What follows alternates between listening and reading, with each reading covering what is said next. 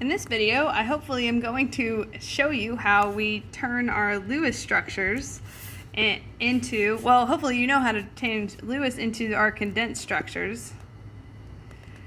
But this is the new step we're going to learn today, which is how do you convert condensed structures into line angle structures. Alright, so what are the rules that we have for line angle structures, and how does that help us as scientists quickly to sketch molecules? This is mainly usually taught in organic chemistry, so it's a little tiny intro to organic chemistry. So a couple rules for line angles is the first rule is that all ends and vertexes are carbon molecules, are carbons. Okay, so as you can see in our structure, our line angle structure of butane right here, it has 1, 2, 3, 4 carbons in it. Because remember, all ends, so these are ends, right? And all vertexes or intersections, you can call them intersections too, those are carbon molecules. Okay.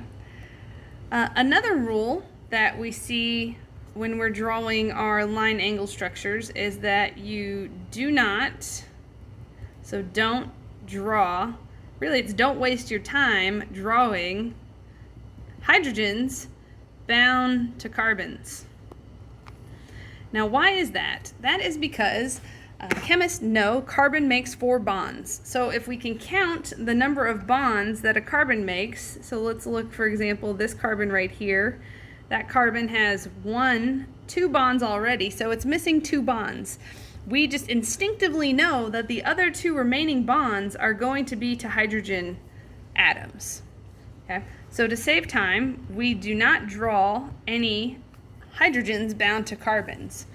We do, however, draw, rule 3, you do draw hydrogens bound to oxygens and nitrogens.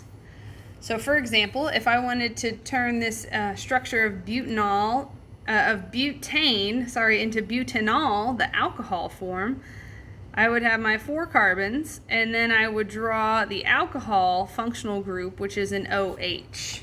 Okay?